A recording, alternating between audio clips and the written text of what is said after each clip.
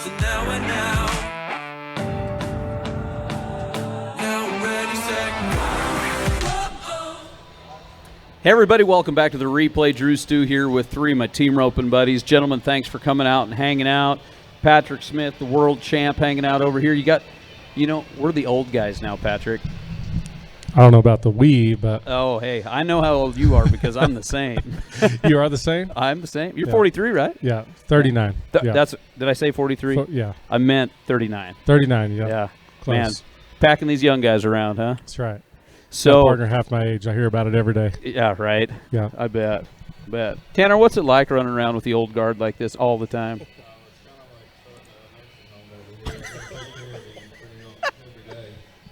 Wow. Yeah, first round's canceled, shots fired, Already. Yeah. Already. Guess we got it. We can be partners tomorrow Gosh, since we're dang. not tonight. Clint, how'd you get roped into this deal? Don't ask me. I'm just along for the ride. Just along for the ride. Just found you, came out, hanging out with us. Well, let's talk about yesterday, gentlemen. That's the elephant in the room. What a crazy start to NFR week. Like, whoever wants to jump in, like, tell me about what the atmosphere was like and what happened yesterday. Man, I guess since neither one of them picked their mic up, I'll take it from here. Yeah, definitely crazy. I mean, you hear about this stuff all the time, and you don't ever really know. With one thing about social media is a lot of information is flying in every direction, all over, everywhere, all the time. You just don't know what to believe. So we're down there getting ready for grand entry rehearsal. We're all in the back, and I noticed a couple of helicopters flying around, and I told my daughter, I had my 12-year-old daughter, Kinsey, with me on my other horse, Rooster, and so I said, it looked like a police helicopter. And then all of a sudden they were like, hey, we want everybody in the arena. They kind of stopped the state countdown they were doing in Arizona, and, alphabetical order of going into the arena. They rushed us in, and I kind of got to thinking something was going on. We get in there, we're just, at that point, we're all locked in the Tomlinson Mac, not really know what's going on. Everybody's getting on the news and social media trying to figure out what it is. Then we hear that everything's taken care of. They've eliminated the threat, all of those things. So they said, but we're going to be there for a little while. I would say, about 30 minutes, 45 minutes later? Yeah, definitely. Yeah, then that's when things got real, because then they're screaming for everybody to get in the arena, on the arena floor. Anybody that's in the stands, out of the stands immediately. And there were about 30 to 50 SWAT team, FBI agents, AR-15s surrounded the entire building, snipers on the roof. So You are kidding. no, it got real really quick. People were, we're all in the middle of the arena locked in there, so they're just telling us just to sit tight. But I had my little daughter there, scared to death, and she doesn't know what's going on. It's kind of like a movie scene. And Yeah. I told her, well, the good news is all these guys you're looking at up here on our side. So anybody that tries anything in here is not going to get very far between them and the Cowboys and Cowgirls. We're all ready. So, but yeah, it was definitely a scary time. I felt like it got real serious though at the end. Like it was low key at first, and then at the end you could hear like the announcer. He had a different tone in his voice. It all changed at the end. Like we were all just sitting around BSing for a little while, like not worried. But then when he started talking like he did, and everybody got out of the bleachers, and you seen them guys come in, it got real pretty fast. Like it got my attention. I bet. Tanner, what was it like for you? It was pretty intense. I just like my old dad over here. He take care of it. By 12-year-old girl, that's who I was talking about. Yeah, this is who you meant, Yeah, right? no, I'm just kidding. I had both my daughters both my daughter and my partner with me last night. See, the days are off there. We're not partners today.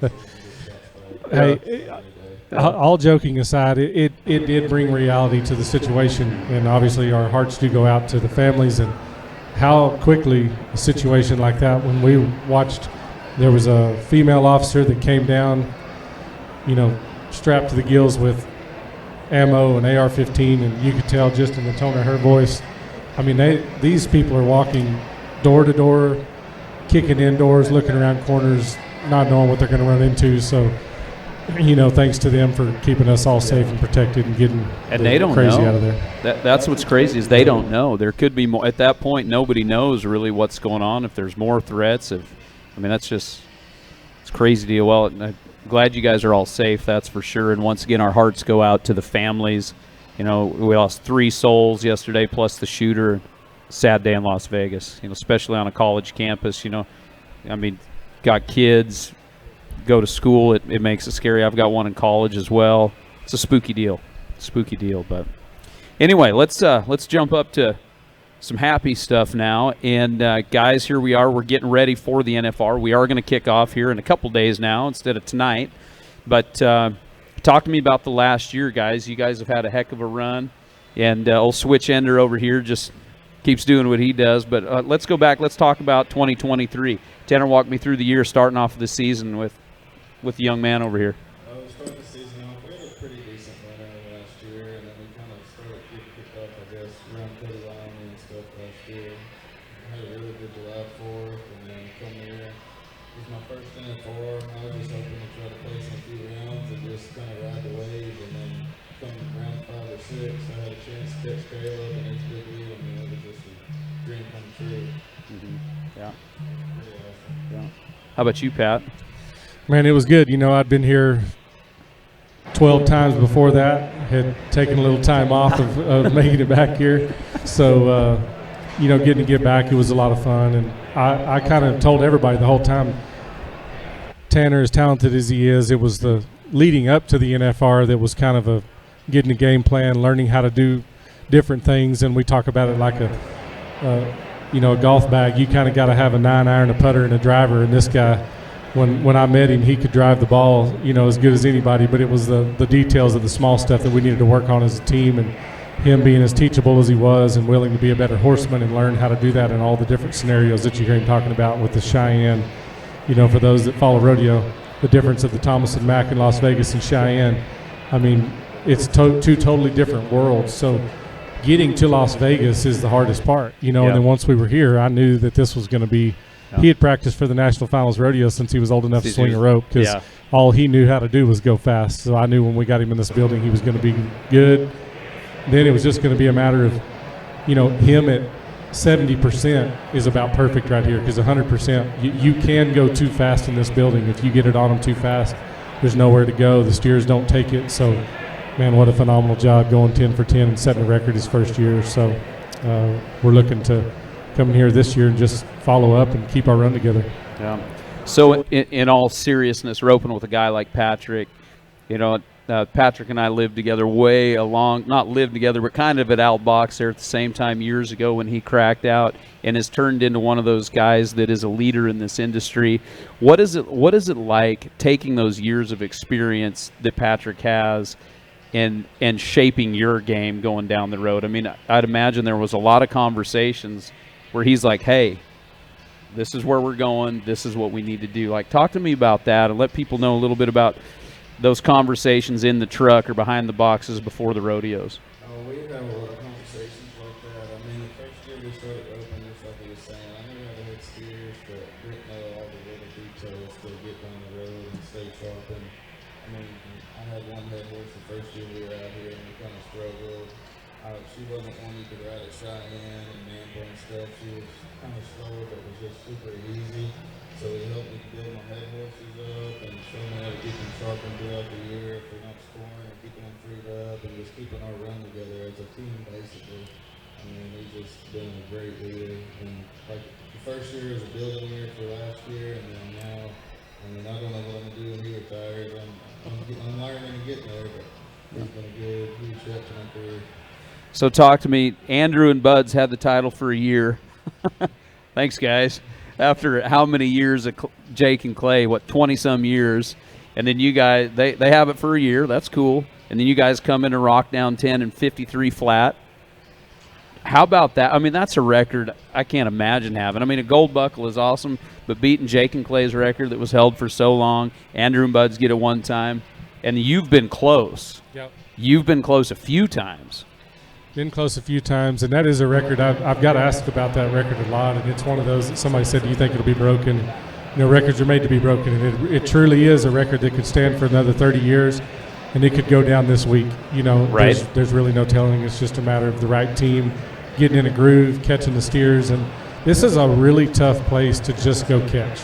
And that's what Tanner didn't do last year is he stuck to his game plan, ran at the barrier every night, caught every steer, and then I was able to catch all 10 steers, got 2 by a leg, lost a leg on one, roped a leg on one, but just getting 10 steers captured in this arena can be difficult. And I've been here quite a few times and managed to do that a few, but there's a lot of times here where when guys back off and think, hey, we're in the lead of the average, we've got 4 more steers to catch. If you miss the barrier this far in this arena and the steer takes off a little bit, it's a game changer. You're almost better off to break the barrier, get your run, and make your run and stay in the average than you are to back off and start trying to catch, because it's extremely difficult. So everybody says, well, I can, everybody says that I can rope in the Tomlinson Mac pen, but your margin for error here is way less than a big pen, right? I mean, that's kind of what you were just saying. Like, your margin for error is way smaller. I mean, by the time you miss the barrier and the steer's at full speed running, you've got 3 or 4 strides to get some momentum to get within range. And then a guy like Tanner that can reach as good as he does, him getting that much rope out in this arena doesn't help either. It's a matter of, this is a header's game. It really is out here this week. You got to have your heelers to be aggressive and throw fast, but the headers that do a good job of getting that start, keeping stuff short and tight, and making them healable on the first jumps are the guys that are going to win the most money, because there is no margin for error once you get a lot of rope out or you get beat out into the arena by the steer. Yeah. So, Clint, you come from Florida.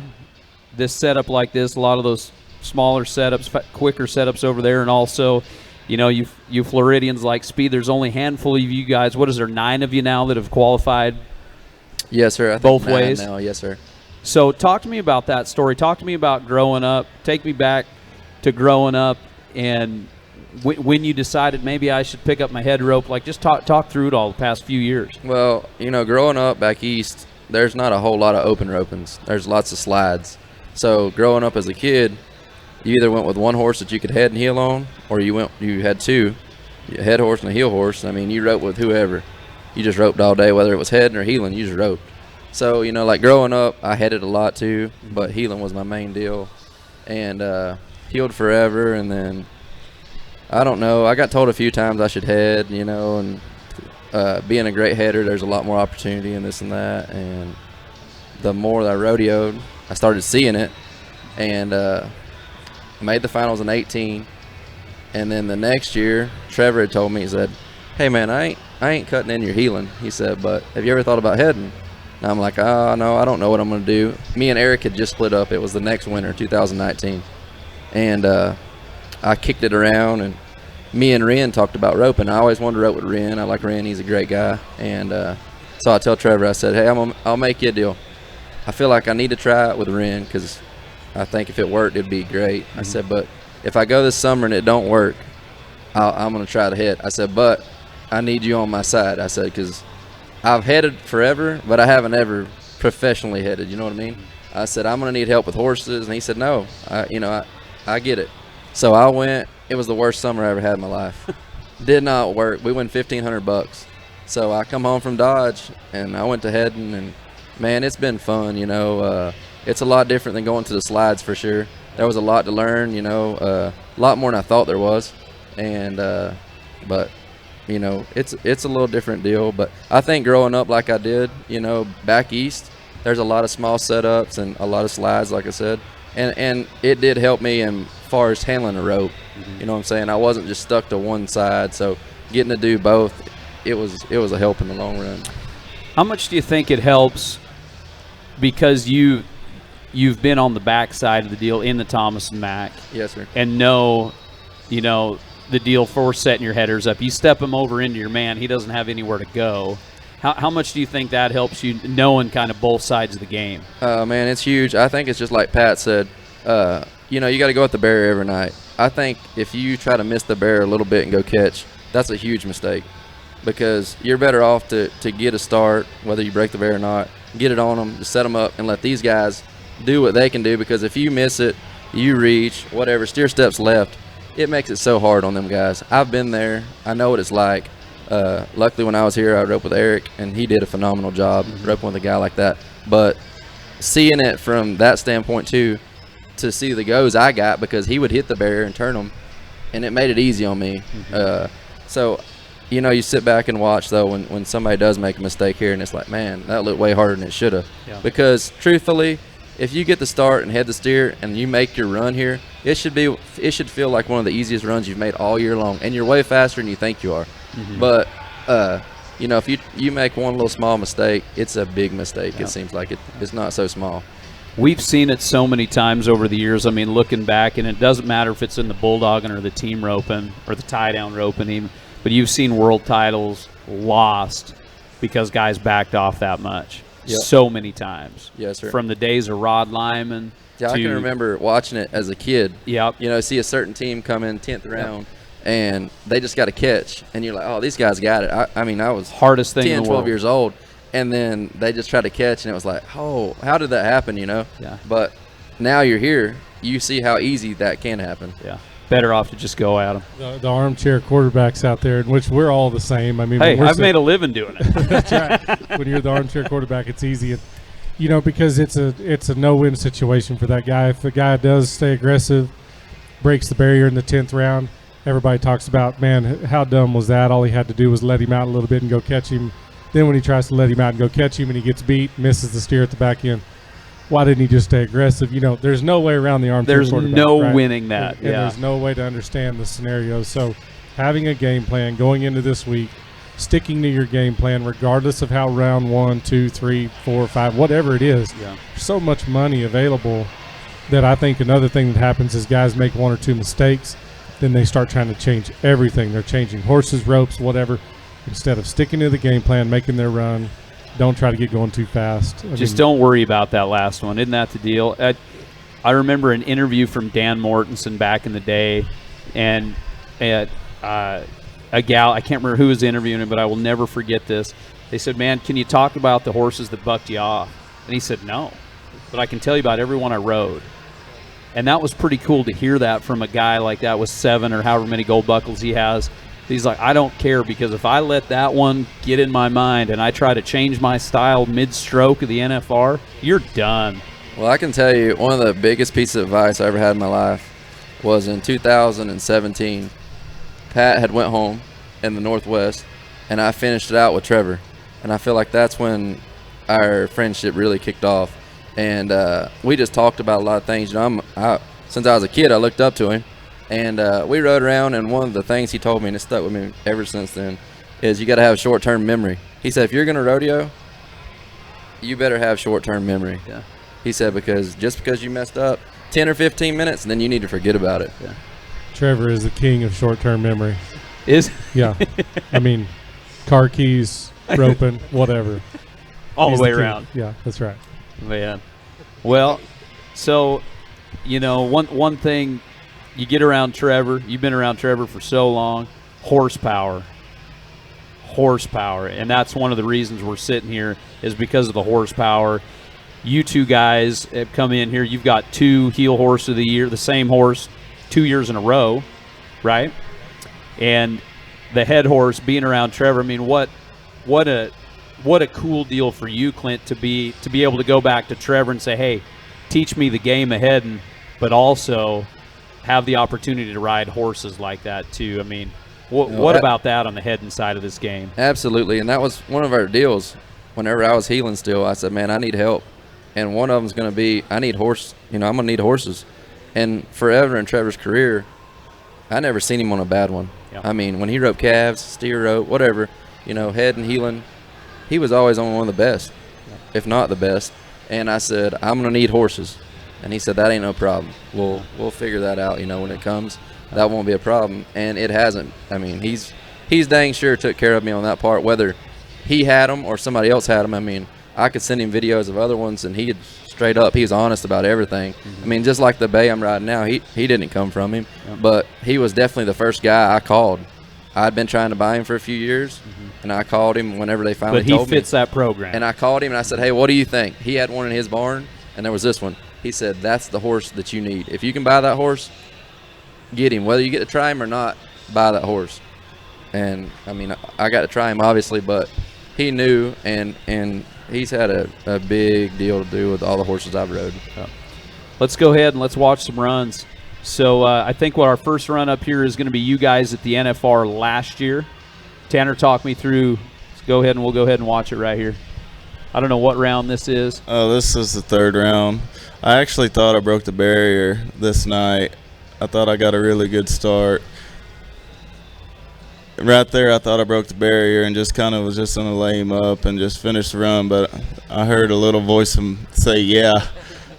And about that time, I started reining off and just setting him up. And Patrick heeled him, as fast as he could. And that blue horse finished. And didn't feel like we were 3-6, like Clint was saying earlier. The runs here, it should be easier, but sometimes last year we were 4-2 or 4-1 on some, and it felt like I was just practicing and caught them, and then we were 6 flat or 5-8. The runs here feel so much faster and smoother. You guys are 3-6 right there, and it just looks. Well, one thing going into this red steer, when we broke them in, I remember people saying that's going to be the money steer this week. And if you'll notice in this run, this steer almost steps to the right. Mm-hmm. Just a little step to the right when they're not too strong in this arena is the perfect pattern because it sets it up to where the head horse has more room. And as you'll see, as Tanner gets the start he's talking about, see how wide he is, and he's able to open him up and finish out in the middle. Mm-hmm. When you finish in the middle of this arena, if you look back at almost all the fastest runs ever made out here, it's on steers that want to push to the right.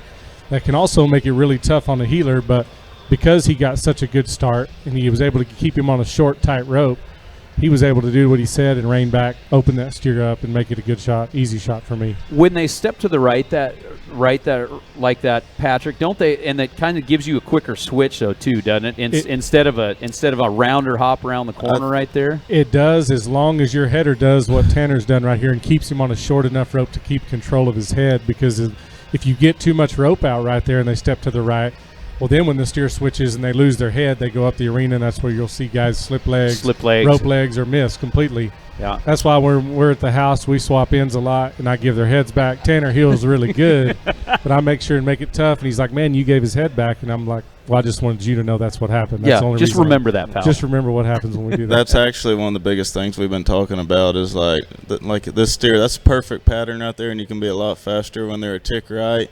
But it's the part of heading them and putting it on the horn and pushing forward and open them up and then come back. A lot of guys, and I used to be one of the world's worst, would just put it on the horn and think it'd be faster just to rein off and try to get the steer out of Patrick's way. Well, then their hips switch, and then it's just hard for Pat, and then he heels him, and then he's loose, and it takes forever. You don't get a good finish. So it's part of heading them as fast as I can and then sitting down and slowing the run down and making it smooth as possible where Patrick can heel him. That's awesome. All right, let's go down. Let's go to our next run. You guys will have to tell us where we're at here. Oh, hey, we know where we're at here. Cheyenne. Just the opposite, huh? Just a little different scenario right here. Had a really good steer. This year they roped some fresh steers over there, so they weren't really starting, and this was the qualifying round. But again, same thing. You'll notice what I tell people in the new video that I just released, it's basically for everything we're talking about, headers, heelers, and controlling the run together. The importance of, if you watch this run, I think we were, 7-3 or 7-2 at Cheyenne. But the setup, the angles, everything about it's identical to the 3.6 run. It's just a little further down the arena and a longer setup. Mm-hmm. And I tell my son, who's now 10 years old and loves team roping as much as anybody I've ever seen in my life, there are certain things in team roping that I don't care how long and how much evolved and how fast it gets. There are blueprints of this game that will never change. And the team that can go fast and have control is the team that's going to make a living with the rope. Tanner, like right here, walk for those, everybody's pretty familiar with Cheyenne, but Cheyenne's changed. I roped with Matt Robertson there the first year they had it when they roped the Muleys. And this is a different spot, and what a cool place to rope. So talk about heading here, how much different it is, and kind of what goes on back in there. It's an awesome feeling, honestly. I'm more of a short setup kind of guy, but this is obviously right there. If you watch the steer slow up right when I get there, a lot of guys will try to just snap it on the horns or something, but if I try to do that myself, I'm going to split them. So I pull off, take one more open swing and slow everything down, open it up, and then put it on the horn and round him off. It was just a great steer, made it really easy. But then we had a piece of junk in the semifinals when it was pouring down raining. We don't have that video, but it didn't go quite as well as this one. It's just a steer that ran. I feel like here everyone ropes good, obviously, but this is a big drawing game here. That day there was 12 clean runs, but it was just the point of having the right steer to do it on. But that's definitely he does wait for you right there, doesn't he? That's definitely the one you want. He just waits for you. Yeah. Boy, when they see in their eye and they take off, though, it's a different game, isn't it? All right, let's go down and watch our next one.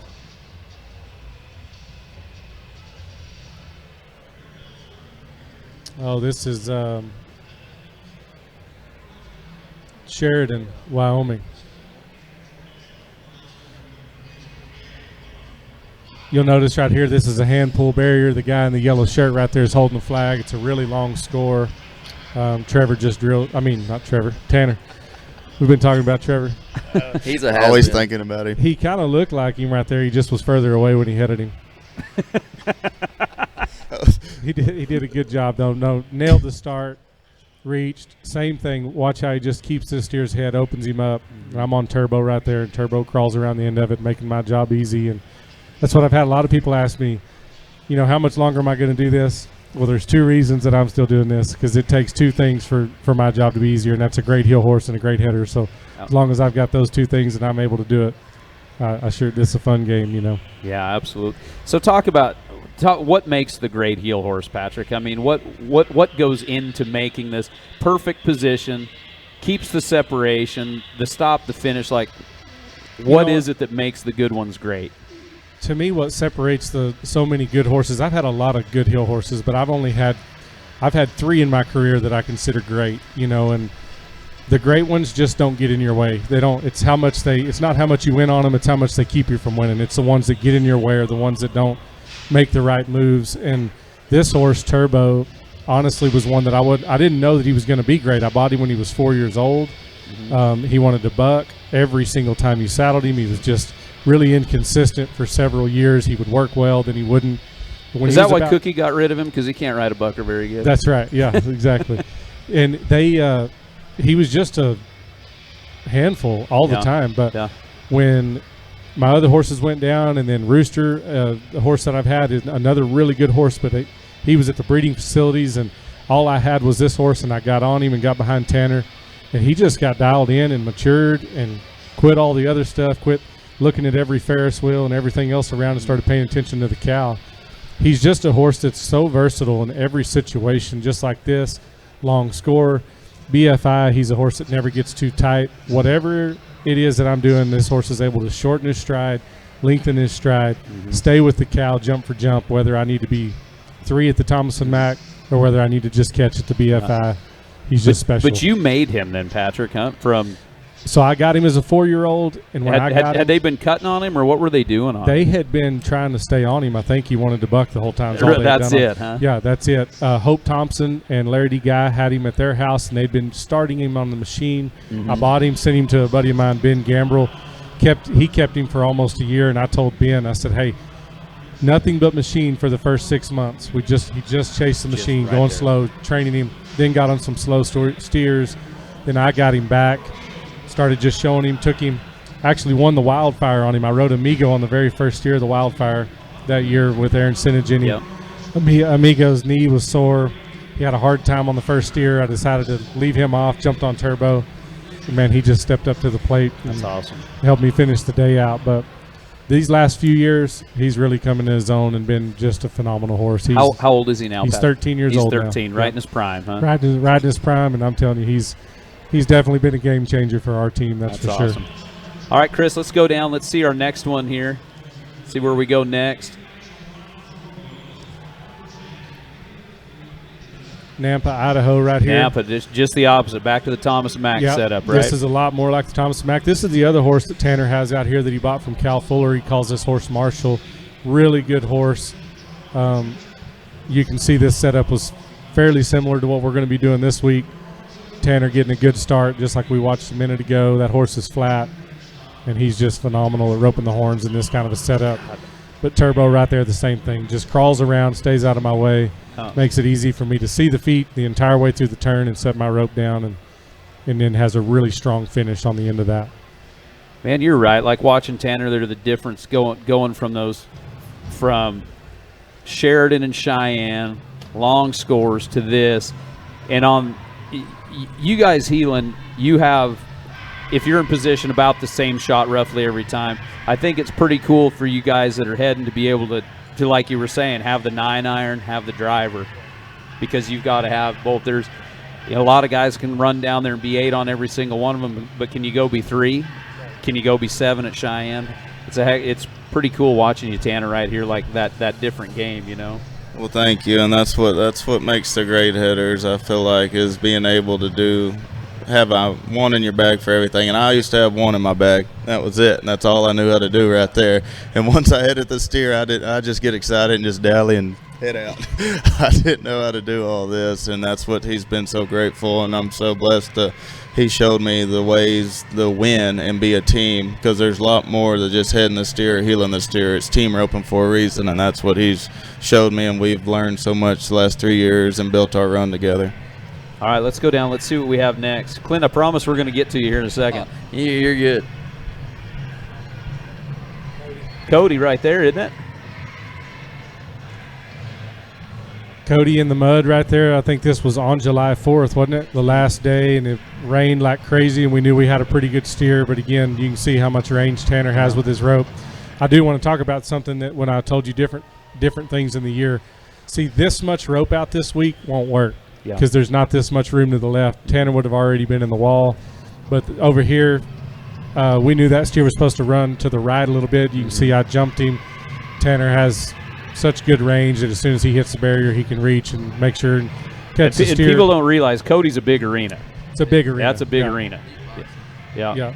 But still, just the same thing. It's all the fundamentals, the blueprints of the run stay the same, and that's what we have to be able to stick to this week. That's what Clint does so well. I was watching him rope, breaking in the steers this week at the NFR, and he was one of the guys that did a really good job of basically not running over yourself, because this is an easy place. You see it in the calf roping when they're tying the steers down. You see it in the bulldogging when they get in a hurry to throw them. And you definitely see it in the team roping when guys get in a hurry to head the steer and turn off. And there's so many things that can go wrong in this building that if you can just keep composure and keep yourself sticking to your run and keeping control, just like he's doing throughout the year. Like, it's like just being present with your game, but it's such a hard thing to do, because I'm sure it's got to be tough for you when, let's say, Caleb's out in front of you, he's in front of you, Dustin's in front of you, whoever, you know you've got that game. So T-Wade, whoever it is, and then you're in your mind, you get thinking, well, maybe I better just go ahead and I can come with it. I don't know about Tanner, but I think that was one of the hardest things when I started heading. Was it? Was practicing at the house, even with the best horses. It don't matter.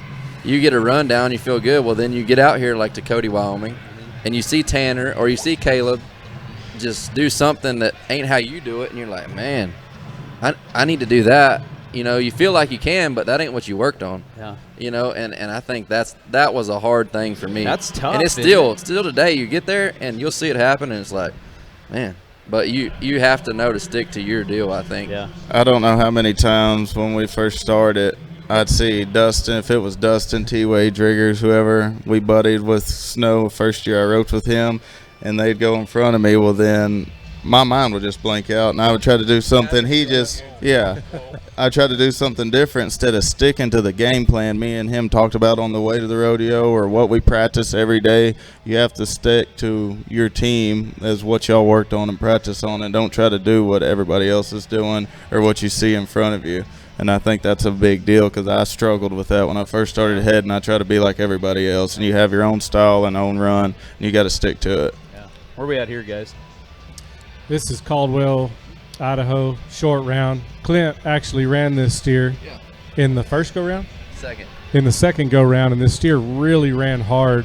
So we drew him in the short round. We weren't very excited about it because he was not the one you wanted, but Tanner and I got a game plan that I was going to jump him at the start. Again, this arena has enough room for me to get away with that. That's something you absolutely cannot do in this building out here in Vegas, is you cannot jump the steers to the left. But there we have enough room that I jumped him. Kind of surprised the steer a little bit, and he let up, was within Tanner's range easily right there, and then we made a great run to win the short round that day. Yeah. Awesome right there. All right, let's go down to the next one.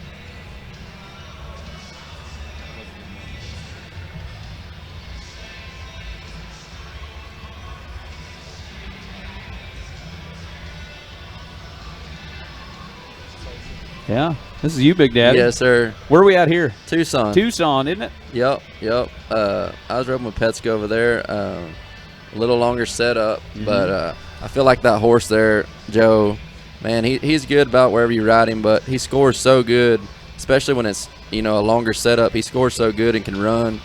Always stays in his lane. He lets me head him. He always keeps the rope tight. And I think that's a big deal for whoever's heeling behind me. I think it helps make their job a little easier. What is the Tucson Rodeo setup? Man, I want to say that the boxes are 18 or 20 feet deep.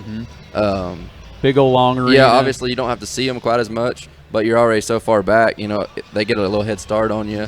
Like that steer there, he was kind of in the middle of the herd. This year they had some real slow ones and some that haul butt, and we kind of drew in the middle of it and ended up making the short round. But is it one in the short? What is one in the short? Yes, sir. And like I said, there was some there that just walked and you could blast, but then there was some like that and a little faster that you did all you could do to possibly get back in the top 12. And this here's Dodge City. We actually went a little long on our first one, and we was trying to go at the second one and make the short round, and we ended up we went 4 or 5 or 6 right there, and it don't feel like it. We're way out there in the arena, but that horse, like I said, he does a good job of staying over in his lane and reading the cows, and I feel like that lets me go a little bit further and head them and get them on a tight rope, which sets it up for Jake. And Jake, he likes to throw fast anyway, and that's part of our run that we've worked on so hard, even though it is out there in the arena a little bit. Pat, it's fun watching. Like, it's two different styles right here, big time. It is for sure, but the fundamentals are the same. Everything we talk about, the blueprint. Tanner and I actually had that conversation the other day. He was like, man, it's crazy when you watch Clint Summers, Eric Rogers, Trevor, Dustin Squeeza. Everybody's got their style. Everybody's got their way of getting to the finish line, but the blueprints are the same. It's about who can get the best start, have horses that'll help them win, stay out of your own way, and let your fundamentals take over and make your run and control the run. And that's what you're going to see this week is the guys that can keep the control and keep the pace. You're going to see some guys blast some steers. Don't get me wrong. There's going to be some wild, crazy, fast runs. But this is a marathon. It's not a sprint. The guys that can keep their run together and keep their horses working this week are the guys that are going to win the most and leave here with a gold buckle. This here is Lewiston, Idaho. It was at the end of the year. And kind of a high loper right there. Yeah, we did. That set of steers was kind of the same way. There were some in there that hadn't been caught all year that hauled butt, and then there was some like that and some that walked. Typical Clint Summers drawing the loper. Yeah, I mean, that's part of winning. And anyway, we went like a week or so before that, and we hadn't won $1. And that steer kind of turned it around and got things rolling there at the end, which was kind of how I got in the finals, was all towards the end of the year. But once again, that horse, he scores, runs, even though that steer's slow, he puts enough action into the run, and Jake throws fast, like I said, like always, and everything worked out. This is actually the second to the last week of the year at Amarillo. We knew we needed to win to get me into the finals. It was looking good for Jake. Obviously, for Sioux Falls, it threw a wrench in on a lot of things, but we thought he was in and thought that we had to do a lot of winning for me, and we went there and we went second at Amarillo. 4 flat, I think, is what we were. And that horse, man, he just, like I said, he gives me the same go every time, whether it's Cheyenne or wherever. I feel like I could ride him Tomlinson Mac, and it's the same thing. I don't really like to when it goes that fast. I would like to keep him scoring as great as possible, as long as possible. And but he is here if I had to ride him for sure. It was a good run. This here's St. Paul. Kind of kicked off the 4th of July.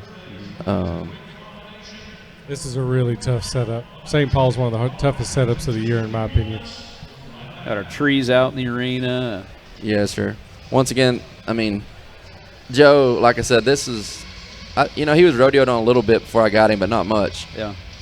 And I don't know, that might have a lot to do with it. I don't feel like it does. I feel like he'll score and work forever. But he don't move right here. And I felt like I got a downtown start, which made my go simple. It was like rope the horn, set him up. Jake, do your job. And, I mean, we should win. But I think Jake Long heads the feet. He does. That's man. what I've always. He heads the feet. He does. like, He's man, aggressive, and he dang is. sure, if I turn him and set him up like I'm supposed to, he drills them.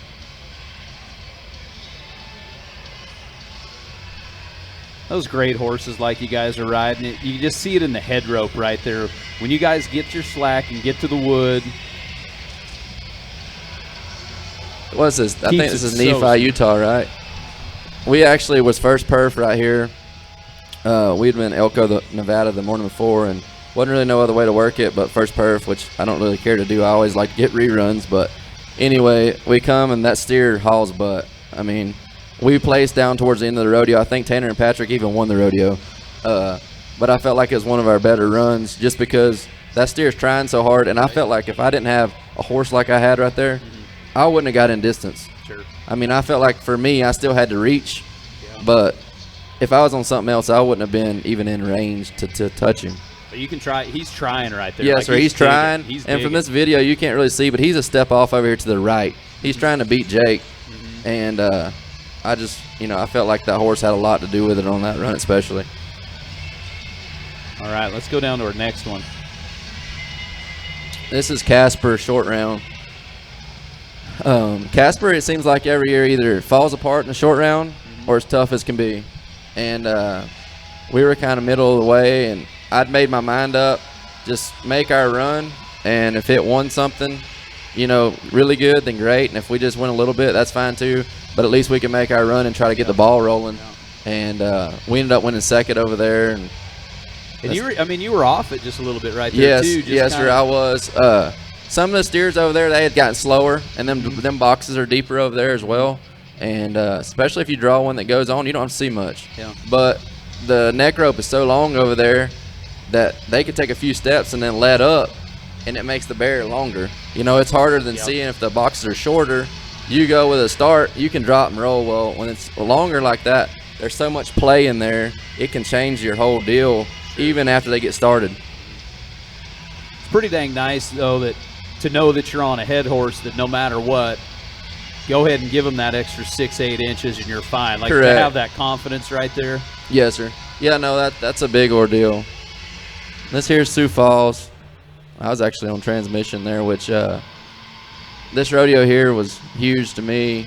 I knew I had to win second or better, and if I didn't, I wouldn't be here today. And I feel like we just stuck to our game plan, which like Pat was talking about a while ago. We had our run. Like that steer there, I didn't come over the chute with a heck. I took a extra swing, Yeah. but once again, I wasn't off the barrier. I had told myself this was the NFR setup. See the start, go. If you was to break the barrier, you break the barrier. But if you don't, that's the only way you have a chance to win. Competing against guys like Tanner and Patrick and all the other top guys, you don't stand a chance by making mistakes. Yep. What do we got, Chris? We got one more, I think.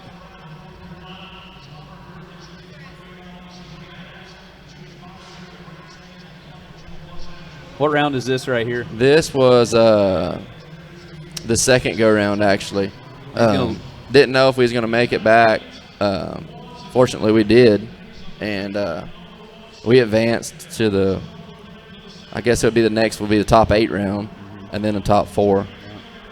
That run just right there shows that rodeo's rodeo, right, guys? We're going to rope some necks. We're going to miss our slack. We're going to rope a leg. It's part of the game. And it kind of goes back to what we were talking about earlier, right? Like, just is what it's one run. Yeah, especially when you get in these tournament-style deals where it gets down to top 8, top 4. And same thing in the Thomas & Mack. You get the first 7 or 8 teams that mess up in here, and this thing pays 6 monies, and 4th place pays a lot this week. That's where you see guys start trying to just catch and not run over themselves, and anything can happen at that point.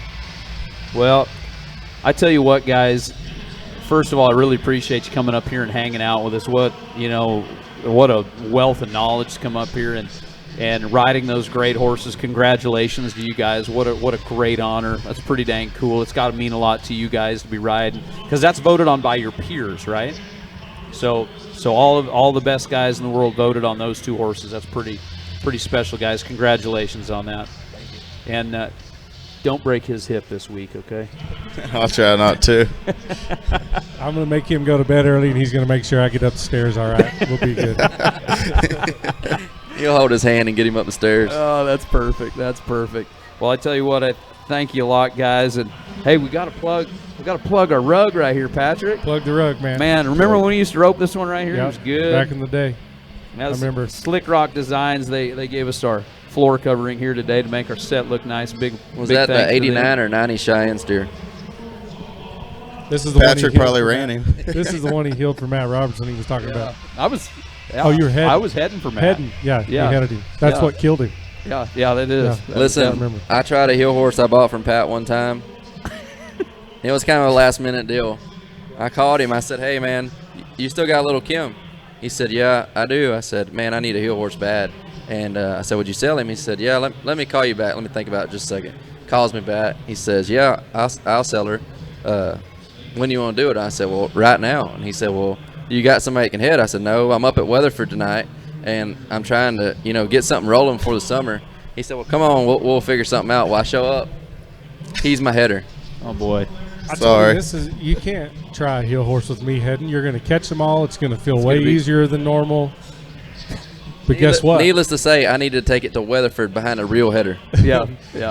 Needless to say, he bought the horse. He healed every steer. Did you by make 2 him put it feet. on the I'm like, chute or what? What is it? Did you make him put it on the chute? Like, hey, No, Pat- no, he was actually snappier than I thought he was. I think that's the last thing I told him. Hey, just so you know, this is not realistic. This was way too easy. You need to go get behind somebody else where it feels harder. Make sure you can get 2 feet behind them. Hey, Patty, before we go, man, you just released a really cool new training. Like, you've got like a training platform now with roping.com. Talk to me a little bit about that.